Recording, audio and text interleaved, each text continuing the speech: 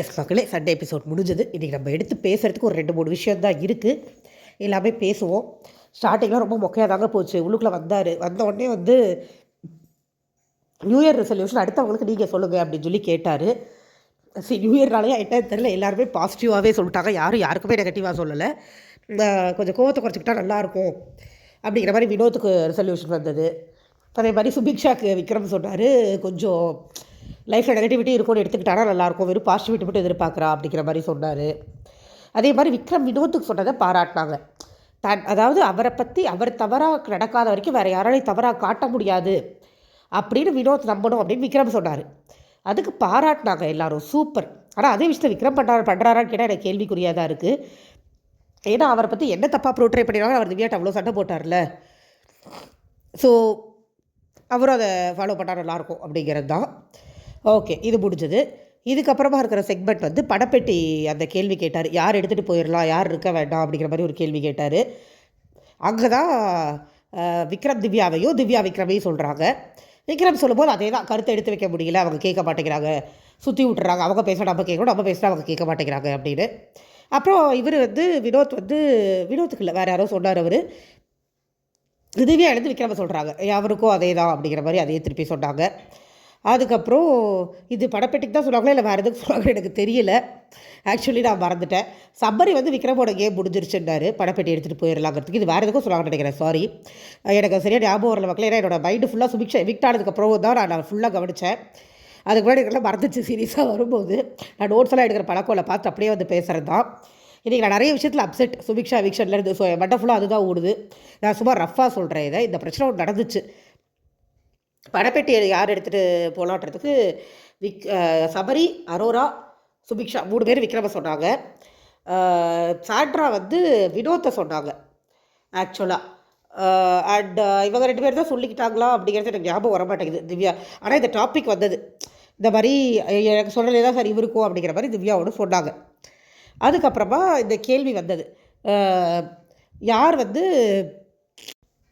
அடுத்தவங்களுக்கு தான் அட்வைஸ் பண்ணுவாங்க, பட் அவங்க அதை ஃபாலோ பண்ண மாட்டாங்க அப்படிங்கும்போது விக்கல்ஸ் தான் சபரி சொன்னார். அப்போ தான் திவ்யாவும் சொன்னாங்க, இந்த மாதிரி எனக்கு எல்லாம் சொல்லுவார், பட் அவர் கேட்க மாட்டார் அப்படிங்கிற மாதிரி சொல்லும்போது அவர் எழுப்பி கேட்குறாரு, விக்ரம் எழுப்பி, எதுக்கு திவ்யாவை பார்த்து அந்த மாதிரி வார்த்தைகள் சொன்னீங்க அப்படின்னா அவர் ஒரு எக்ஸ்ப்ளனேஷன் கொடுக்குறாரு. இல்லை சார், இப்படி பண்ணினாரு, இப்போ அவங்க நான் சொன்னதை கேட்கவே இல்லை, பயங்கர ஃப்ரஸ்ட்ரேஷன் ஆகிடுச்சு அப்படின்னாரு. அதுக்கப்புறம் சரி, உங்கள் ஒய்ஃப் பற்றி அவங்க தப்பாக பேசல, நீங்களே சொல்கிறீங்க, அப்புறம் எதுக்கு உங்களுக்கு அவ்வளோ கோவம் வருது, எதுக்கு அவ்வளோ ரியாக்ஷன் கொடுத்தீங்க அப்படின்னா அவர் பதில் இல்லை. ஏன்னா தப்பாக பேசாத இடத்துல அவர் கொடுத்தது ஓவர் ரியாக்ஷன் தான். அவர் இருந்தது கடி போட டென்ஷனில் இருந்தார், அந்த ரியாக்ஷனை கொண்டு போய் தான் அவர் கொடுத்தார். பட் அதுக்காக திவ்யா பண்ண நியாயம் நம்ம ஜஸ்டிஃபையே பண்ண முடியாது. ஏன்னா திவ்யா ஒரு பொய் சொன்னாங்க, வாய்க்கு உசாம நான் ரூல் பிரேக் பண்ணதில்லைன்னு. அவர் அதை சொல்ல வரும்போது இவங்க இந்த விஷயத்தை எடுக்க போய் தான் அவர் ட்ரிகராகி போய் கத்துனார். அங்கே 2 பேர் மேலேயுமே 100% தப்பு இருக்குது. அப்போ திவ்யா மேலே இருக்கிற தப்பை ஏன் விஜய் சொல்ல மாட்டேங்கிறாரு அப்படின்ட்டு எனக்கு ஒரு கேள்வி வருது. விக்ரம் மேலே இருக்கிற தப்பை அவர் அட்ரஸ் பண்ணது கரெக்ட். விக்ரம் திருப்பி எக்ஸ்பிளைன் பண்ணப்பையும் அவர் சொன்னார், இதெல்லாம் சொல்கிறதுனால நீங்கள் அந்த மாதிரி ஈகோ சென்ட்ரிக் ஃப்ராடுன்ற வார்த்தை யூஸ் பண்ணது சரி கிடையாது, அது தவறு, அந்த மாதிரி வார்த்தைகளை பயன்படுத்தக்கூடாது. ஏன்னா இது பாருக் அமர்திற்கு சொன்னது தான், எது சரி எது தவறுன்னு ஒன்று இருக்குது. எல்லையை மீறி போகும்போது தவறு.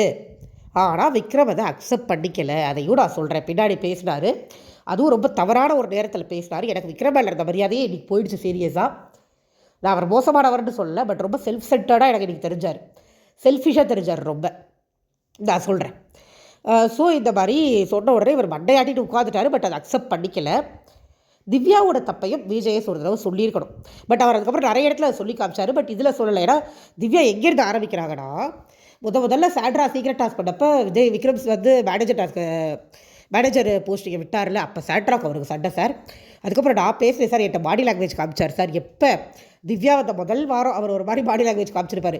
அதுக்கப்புறம் வீக்கெண்டில் விஜய் சேது திட்டதுக்கப்புறம் அவர் அதை பண்ணவே இல்லை. அங்கே ஆரம்பித்து இங்கே வராங்க, ரொம்ப நேரம் பேசியிருப்பாங்க போட்டிருக்கு, நம்மளுக்கு எடிட் கட்டில் போயிடுச்சு. அதுக்கப்புறம் விஜய் கேட்கும் போது தயவு செஞ்சு சுருக்கமாக சொல்லுமா, எனக்கு டைம் இல்லைமான்னு 2-3 தடவை கலாச்சி விட்டுட்டாரு. இதே தான் விக்ரமோட பிரச்சனையும். உட்காந்து 1/2 மணி நேரம் அவங்க பேசுகிறத எல்லோரும் கேட்குறாங்க, ஆனால் அவங்க பதிலுக்கு ஒரு வார்த்தை கூட கேட்க மாட்டேங்கிறாங்க. பட் அவங்க அந்த கம்ப்ளைண்ட்டை விக்ரம் மேலே வைக்கிறாங்க. விக்ரம் அதை பண்ண மாட்டார். எனக்கு விக்ரம் மேலே இன்றைக்கி நிறைய மரியாதை போயிடுச்சு. ஆனால் இந்த விஷயத்தில் திவ்யா சொல்கிறது பொய். விக்ரம் கேட்பார், உட்காந்து கண்டிப்பாக கேட்பார். மேபி அவர் ரொம்ப செல்ஃப் சென்டர்டாக பேசுகிறாரோன்னு எனக்கு இன்றைக்கி தோணிடுச்சு. பட் கேட்பார், கேட்காம இருக்க மாட்டார். அவங்க கேட்க மாட்டார். அவர் திவ்யா அளவுக்கு அவங்கள பற்றி ஒரு வார்த்தை சொன்னாலே ட்ரிகர் ஆகிட்டு ஓடி போகிற ஆள் விக்ரம் கிடையாது. திவ்யாவுக்கும் விக்ரமுக்கும் அது செட் ஆக மாட்டேங்குது, அவ்வளோதான். ஓகே, இது சொல்லி முடித்தாங்க. இதுக்கப்புறமா வந்து அரோரா கூட திவ்யாவை சொன்னாங்க, அவங்க கொஞ்சம் க்யூட்டாக இருந்தால் நல்லாயிருக்கும், கோவத்தை குறைச்சிக்கிட்டு அப்படிங்கிற மாதிரி சொன்னாங்க. அது ஃபஸ்ட்டு பார்ட்டில் சொன்னது. நான் கன்ஃபியூஸ் ஆகிட்டேன் ரொம்ப. சரி, ஓகே மக்கள், இதில் எல்லாமே தேவையில்லாத விஷயம். இதுக்கப்புறம் நம்ம சுபிக்ஷா எவிக்ஷனுக்கு வருவோம். இது தேவையான விஷயம் என்னென்னா, விக்ரம் அந்த விஷயத்தை அக்செப்ட் பண்ணிக்கல. அவர் ரொம்ப தெளிவாக விஜய் சொன்னார், நீங்கள் திவ்யா மேலே வைக்கிற கம்ப்ளைண்ட் எல்லாமே நான் ஒத்துக்கிறேன், ஆனால் அதுக்காக நீங்கள் யூஸ் பண்ண வார்த்தைகள் சரியில்லை அப்படின்னு சொன்னார். ரொம்ப ரொம்ப கரெக்ட். எல்லாத்துலேயும் சரியாக இருக்கணும் நினைக்கிற விக்ரம் ஒரு வார்த்தைகளை யோசித்து பயன்படுத்தணும். சொல்லிவிட்டு அதுக்கு ஒரு விளக்கம் கொடுக்கறதுனால அந்த வார்த்தை சரின்னு ஆயிடாது அப்படிங்கிறதா விஜய் சொன்னார். அதை நான் ஒத்துக்கிறேன். எனக்கும் அது ஓகேன்னு தான் தோணுச்சு. ஓகே, இதுக்கப்புறமா எவிக்ஷன் கார்டு எடுத்துகிட்டு வராரு. ஃபஸ்ட்டு உள்ளே இருக்கிறவங்க நோ எவிக்ஷன் கத்துறாங்க. அதனால தான் சுபிக்ஷா அரோரா குதிச்சாங்க பாவம். But unfortunately Subiksha evicted. இப்போ எனக்கு என்னன்னா, என்றைக்கோ போயிருக்க வேண்டியவங்க இப்போயாவது போகிறாங்களே அப்படின்னு ஒரு சிலர் சொல்கிறாங்க. கரெக்ட். ஆனால் இது மக்கள் ஓட்டே இல்லையே, ஒரிஜினல் மக்கள் ஓட்டு இல்லைல்ல. பாதி பேருக்கு பிஆர் ஓட்டு, பாதி பேருக்கு அவங்களோட இன்ஃப்ளூயன்ஸ் ஓட்டு, அது போக மக்கள் ஓட்டுக்கு உண்மையிலேயே மக்கள் ஓட்டு அப்படின்னு ஒன்று இருக்குன்னா அது சுபிக்ஷா மாதிரி ஆளுங்களுக்கு விழுகிறது தான். அவங்க சார்பான மக்கள் போடுறது, அவங்கள தெரிஞ்ச ரொம்ப சொற்ப மக்கள் போடுறது. நான் என்ன கேட்குறேன், எஃபர்ட்டை பார்த்து அதுக்கு ஒரு மரியாதை கொடுக்கலாம்ல. 2 எவிக்ஷன் ஆகிடுச்சு. நேற்று 2 பேரே ரெட் கார்டு கொடுத்து எவிக் பண்ணியாச்சு. அந்த பொண்ணு இன்னும் ஒரு வாட்டம் இருந்துட்டு போட்டுமே, என்ன குறை வந்துட போகுது? நீங்கள் சொல்லுங்கள் மக்களே. நான் சீரியஸாக கேட்குறேன், சுபிக்ஷாவா சாண்ட்ராவா அப்படிங்கும்போது சுபிக்ஷாவோட சாண்ட்ரா நல்லா பெர்ஃபார்ம் பண்ணிட்டாங்களா? சாண்ட்ரா கிட்ட அந்த சின்சியாரிட்டி இருந்ததா? பிக் பாஸ் மேலே சின்சியாரிட்டி இருந்ததா? விஜய் சேதுபதி மேலே சின்சியாரிட்டி இருந்ததா? எனக்கு அப்படி இருந்த மாதிரி தெரியல. அந்த சின்ன பொண்ணு மேலே அந்த பிஆர்டி மேலாம் சேர்ந்து அவ்வளோ விருப்பம் காட்டுறாங்க. ஒரு 24 வயசு பொண்ணு உள்ளே வந்து பீட் பாக்ஸ் கற்றுக்குது, பாட கற்றுக்குது, பாக்ஸிங் கற்றுக்குது, எல்லா கேமையும் அவ்வளோ எஃபர்ட் போட்டு அவ்வளோ சின்சியராக ஆடுது. 6 மணி நேரம் நின்று இருக்குது, 12 மணி நேரம் காரில் உட்காந்துருக்கு, டிக்கியில் போய் உட்காந்துட்டு இருந்துச்சுங்க அந்த பொண்ணு பாவம். அவ்வளோ சின்சியாரிட்டி. எவ்வளவோ பாராட்டுறாரு பிக் பாஸ் வெளியில் போகும்போது. ஆனால் என்ன பிரயோஜனம்? அனுப்பிட்டீங்களே வெளியில். என்ன குறை வந்துருப்போது அந்த பிள்ளை ஒரு வாரம் இருக்கிறதுல?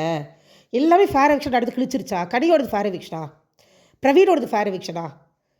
நான் பிரவீன் போகும்போது எனக்கு ஒரு ஃபீலிங் வந்தது. அது இன்றைக்கி சத்தியமாக இன்றைக்கி சுபிக்ஷா போகும்போது வந்தது. ஏன்டா எவிக் பண்ணுறீங்க? இருந்துட்டு போட்டோம்டா.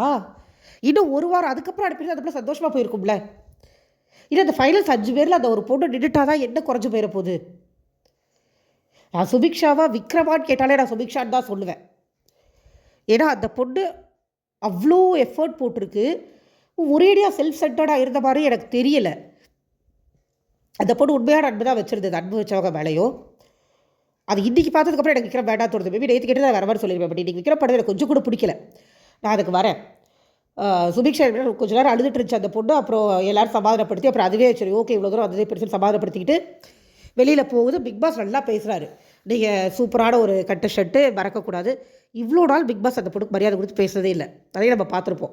அரோரா அவங்க ட்ரெஸ் சூப்பர் அப்படிம்பாரு, திவ்யா அவங்க ட்ரெஸ் சூப்பர்பாரு. இந்த பிள்ளை கேட்கும் பாவம், சார் ஏ ட்ரெஸ்ஸுக்கும் பதிலே சொல்ல மாட்டார். இன்றைக்கி வந்து என்னமோ அவர் ஸ்கோர் பண்ண மாதிரி தான் இருந்தது. எனக்கு பிக் பாஸே ஸ்கோர் பண்ண மாதிரி தான் இருந்தது.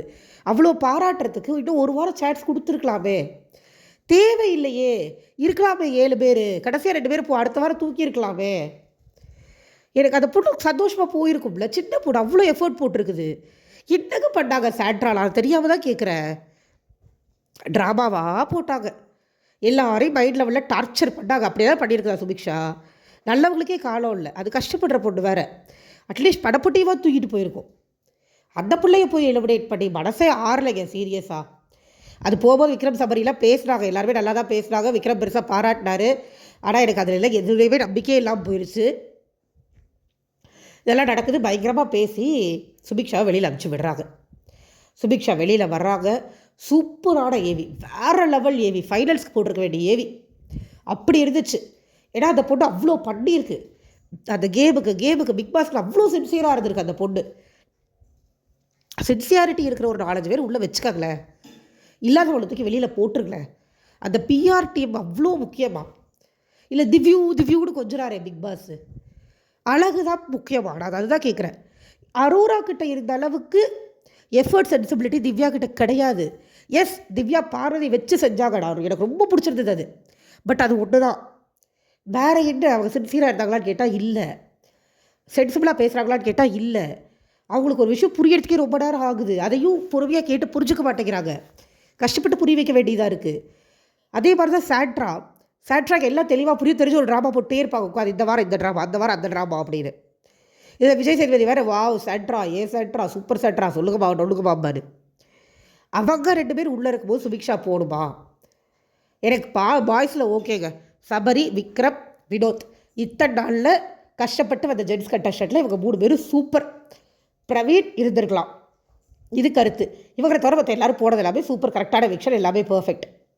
எஃப்ஜேலாம் போக வேண்டியவர் தான், ரொம்ப எல்லை மீறி போயிட்டார் அவர் ஒரு கட்டத்தில். அவர் பெரிய ஒழுக்கம் மாதிரி அடுத்தவங்களை குறை சொல்லுவார், அவரே ஃபஸ்ட்டு ஒழுக்கம் இல்லை.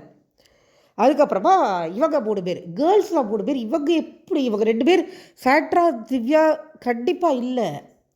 சுபிக்ஷா இருந்திருக்கணும், கடி இருந்திருக்கணும். அங்கே எனக்கு அரூரா சுபிக்ஷா கடி இருந்திருந்தா தான் அது ஃபேர்.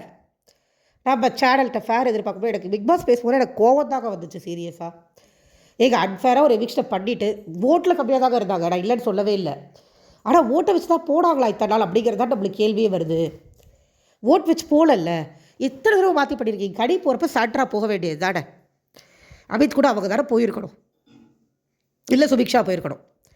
அப்பயே நீங்கள் சுபிக்ஷா தூக்கியிருக்கணும்ல. ஓட் பண்ணி போகிறீங்க அப்படின்னா அந்த வாரம் ஏன் விட்டு கடியை தூக்குனீங்க? ஏதோ காரணம் இருக்க போய் தானே தூக்குனீங்க.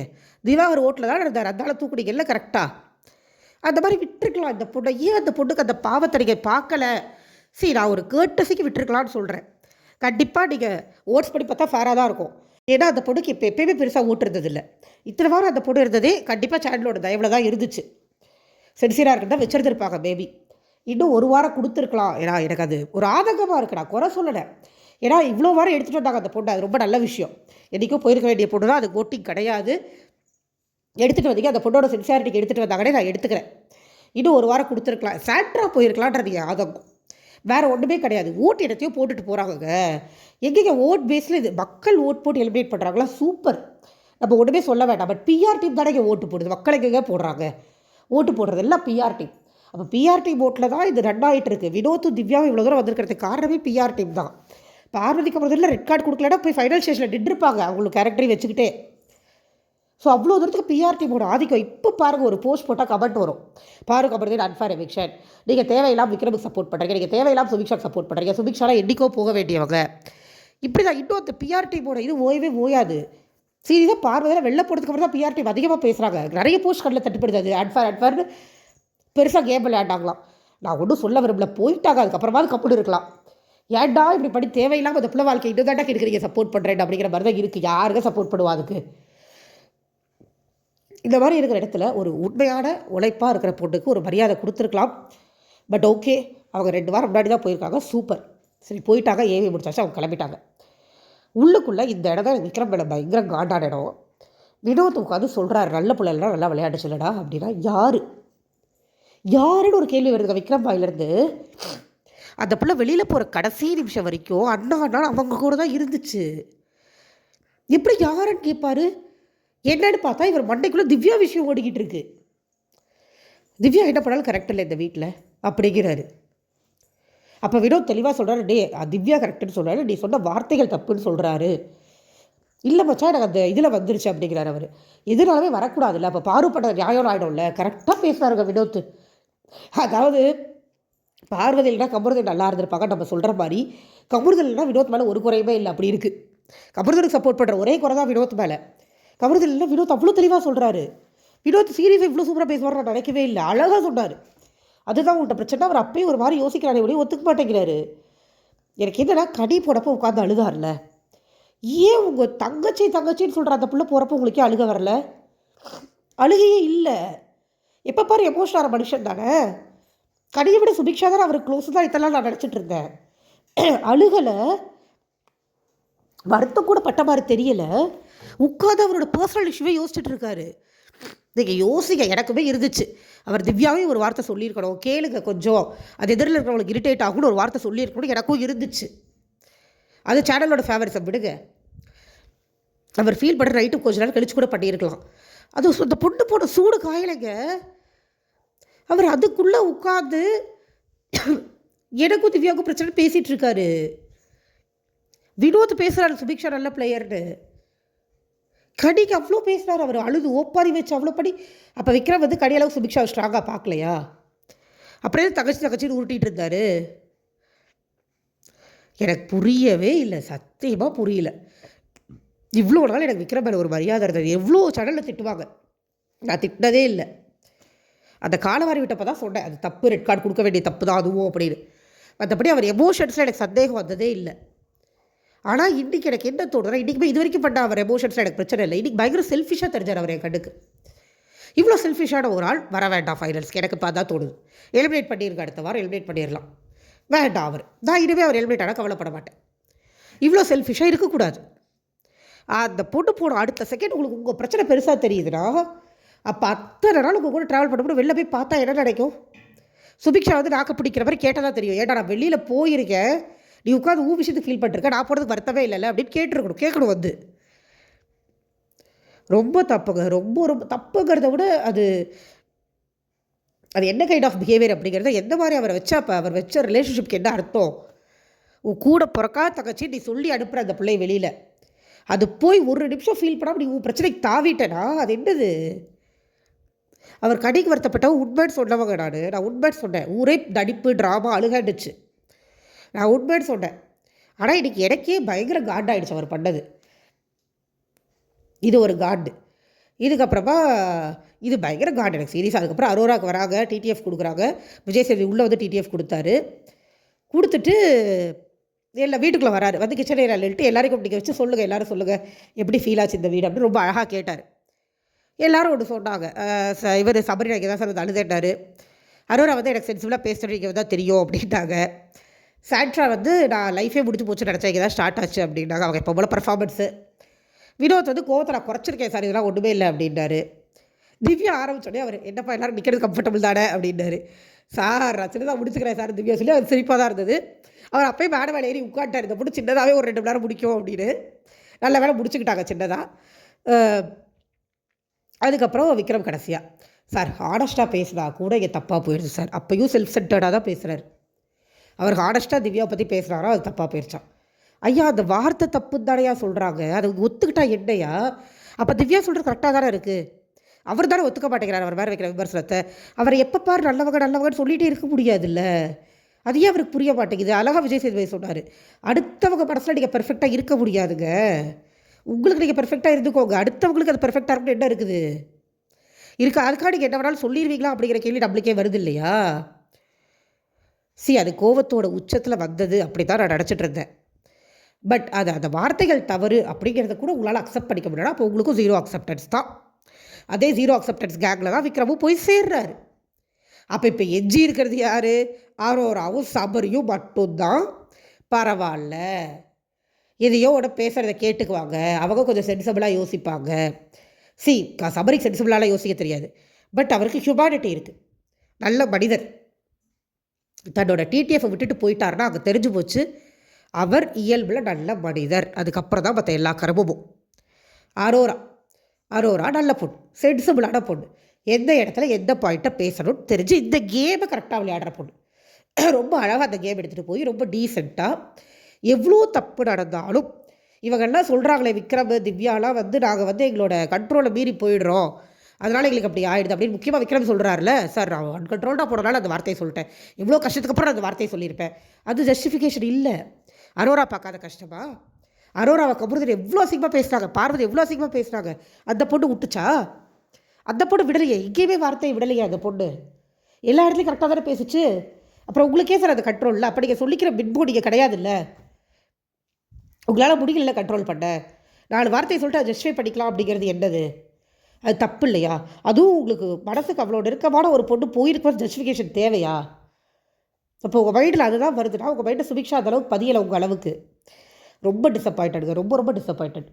நான் இப்பயும் சொல்கிறேன், எனக்கு ஜெயிக்கணும்னா அரோரா ஜெயிச்சா நான் ரொம்ப சந்தோஷப்படுவேன். ஏன்னா அந்த பொண்ணு நல்லா வந்திருக்கு. ஓகே, இப்போ எனக்கு வினோத் கூட ஓகேன்னு தோணுது.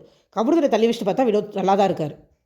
ஸோ வினோத், சபரி, அரோரா இவங்க 3 பேர் டாப் 3ல் இருந்தால் நல்லாயிருக்கும். அடுத்த வாரம் வெளியில் போயிடணும் அப்படின்னு நான் நினைக்கிறது விக்ரம் கண்டிப்பாக போயிடணும்.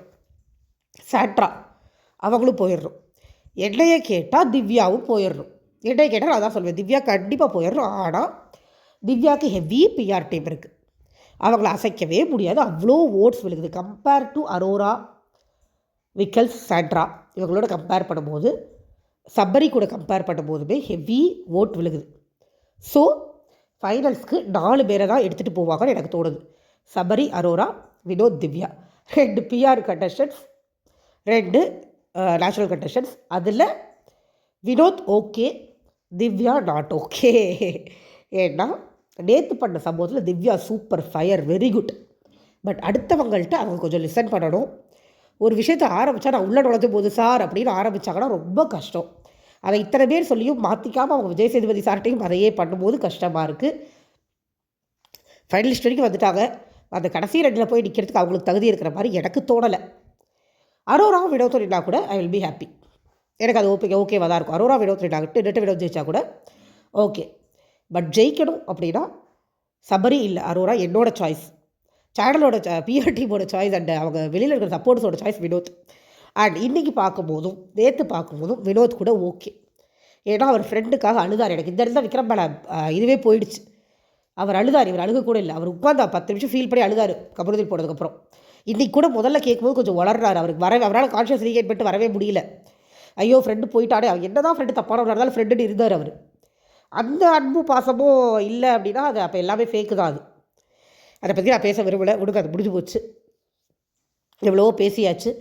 ஸோ விக்ரமும் சாண்ட்ராவும் அந்த இடத்துல கண்டிப்பாக ஒர்த்து கிடையாது. அவங்க 2 பேரையும் தூக்கிட்டு மீதி இருக்கிற 4 பேரும் வந்தாங்கன்னா நல்லாயிருக்கும் ஃபைனல்ஸ் பார்க்குறதுக்கு. அண்ட் ரொம்ப ரொம்ப அன்ஃபேர் எவிக்ஷன். சுபிக்ஷா இருந்திருக்கலாம், பிரவீன் இருந்திருக்கலாம், கனி இருந்திருக்கலாம். இவங்க எல்லாருமே ரொம்ப நேர்மையாக விளையாடினவங்க. அவங்கெல்லாம் இருந்திருக்கலாம். I'm feeling bad for them. But ஒன்றும் பண்ண முடியாது. இப்படி தான் போகும் இந்த கேம் ஷோ. பார்க்கலாம். அடுத்த வாரம் celebration week. Viana and Praveen உள்ளே வந்திருக்காங்கன்னு கேள்வி. வியானா வந்து விக்கல்ஸ் ஏதாவது சொன்னால் எனக்கு ஒரு பட் தெரில. ஏன்னா சுபிக்ஷா போகும்போது அவர் அழாததே தவறால போயிடுச்சு. பார்க்கலாம் என்ன பேசுகிறாங்க அப்படின்னு. பட் வியானாவுமே வந்து அவங்களுமே அதே மாதிரி தாங்க. அவங்களும் ஒன்றும் ஒழுக்கம் கிடையாது அப்படிங்கிறதுனால அவங்கள நம்ம ஒன்றும் பெருசாக சொல்ல முடியாது. நல்ல நியாயம்னு வியானா பற்றி கரெக்டாக பேசுகிறதுக்கு தப்பாக பேசுகிறலாம் ஒன்றும் இல்லை. டீசெண்டாக போனாங்கன்னா அவங்களுக்கு மரியாதை, இன்டீசெண்டாக போனால் அவங்க பேர் தான் கெடும். பிரவீன் உள்ளே வந்தாருன்னா கண்டிப்பாக நல்லாயிருக்கும். அவருக்கு அட்லீஸ்ட் இன்னொரு வீக் இந்த வீட்டில் இருக்க கிடைக்கும். கோவப்படாமல் இருக்கணும். அவருக்குமே அந்த மேஜர் ட்ராபேக் இருந்தது.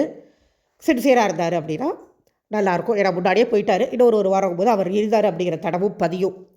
அப்படிங்கிறதுனால அது ரொம்ப நல்ல விஷயம். வேறு யார் யார் வராங்க என்னங்கிறதுனால நம்ம வெயிட் பண்ணி பார்க்கலாம். வருவாங்க, எல்லாருமே வருவாங்க. செலிப்ரேஷன் வீக் தான் நல்லாயிருக்கும். படப்பெட்டி டாஸ்க் எப்படி வைக்க போகிறாங்கன்னு தெரில. போன சீசன் மாதிரியா இல்லை ரெகுலராக நடக்கிற மாதிரி நடக்க போதா எதுவுமே தெரில, பார்க்கலாம். அண்ட் மிட் வீக் எவிக்ஷனில் விக்ரம தூக்கியிருக்கடா. இதுக்கு மேலே இருந்தாருன்னா பயங்கரமாக கெட்ட பேர் வாங்கிட்டு போயிடுவார். இருக்கிற கொஞ்சம் லட்சம் பேர் நாசமாக போயிடுச்சு ஆல்ரெடி. ஓகே, பார்க்கலாம் என்ன ஆகுதுன்னு சொல்லி பார்க்கலாம். அவ்வளோதான் மக்களே, இன்றைக்கி எபிசோட் முடிஞ்சது. வினோத் தான் வின்னர் ஆவார். பட் ஃபைனல் ஸ்டேஜுக்கு அரோராவும் சபரியும் தான் நல்லாயிருக்கும் எனக்கு தோணுது. உங்களுக்கு என்ன தோணுதுன்னு சொல்லுங்கள். சப்போர்ட் பண்ணுங்கள். தேங்க்யூ.